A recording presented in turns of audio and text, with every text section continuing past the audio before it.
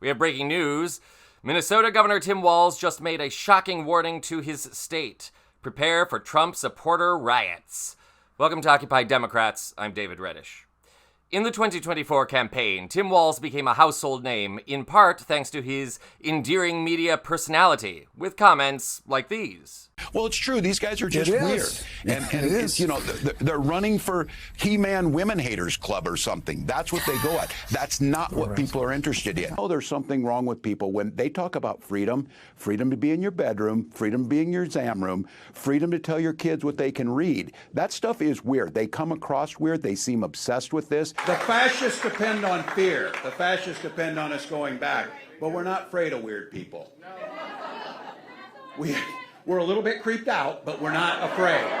The Harris campaign seems to be following your lead, echoing this language. Why do you think weird is a more effective attack line against Trump than what Democrats have been done previously, which is argue that he's an existential threat to democracy?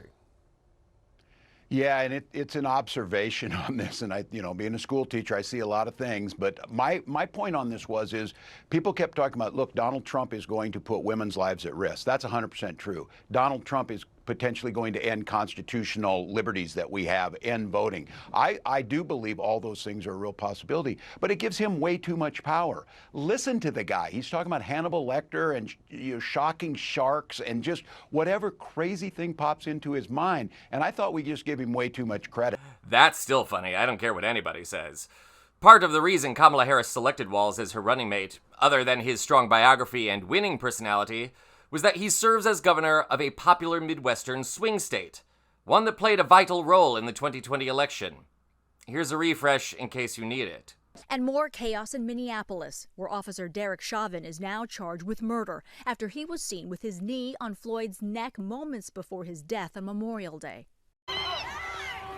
This dramatic scene playing out at a peaceful gathering Sunday. People marching on a highway bridge. A tanker truck barrels toward the crowd. A semi, there was nobody because they'd stopped traffic. And a semi truck, it must have been going at least 50, 60 miles per hour, just ran through all those people. The crowd moving in after the truck stops. 4 police officers, including Chauvin, have been fired for the incident that led to Floyd's death. Overnight, Floyd's brother asking the police chief on live TV whether the other officers will be charged. Yes, the murder that rocked the world and sparked widespread global protests against police violence happened in Tim Walz's home state. Walz was governor at the time, and in general won strong praise for the way he handled the situation with empathy and caution. Heck, he even won praise from Donald Trump himself. Leaked audio has Trump telling Walz he did a great job. Funny how his tune changed during the campaign. Now, George Floyd and Tim Walz are back in the headlines, and Walz is warning his state to prepare for potential protests and violence if Donald Trump makes a really bad decision this week. For you at noon, Minnesota Governor Tim Walz, the National Guard, and other big officials in Minneapolis say they have all been briefed on the possibility of civil unrest if President Donald Trump were to pardon former Minneapolis police officer Derek Chauvin for his federal conviction of killing George Floyd. Now, back in March, President Trump said that he is not considering pardoning Chauvin. Chauvin was sentenced to 22.5 years in prison for second and third degree murder in 2021 when he kneeled on George Floyd's neck for about 9.5 minutes on a Minneapolis sidewalk in May of 2020. Now, Governor Walz telling us that even though he has no indication that the pardon could happen, they are prepared for the possibility. If he issues that pardon, we will simply transfer Derek Chauvin to serve out his 22.5 years in state prison in Minnesota, and telling people that just to remain focused on that. And so no indication whether they're going to do it or not, but I think it behooves us to be prepared for it with this presidency, that it seems like that might be something they would do. Chauvin is currently serving his time at the Federal Correctional Institution. So here we go again? I certainly hope not. Derek Chauvin is a murderer, and murder is, thankfully, both a state and federal crime. Governor Walz sounds prepared to keep Chauvin imprisoned even if Trump made the asinine decision to pardon him.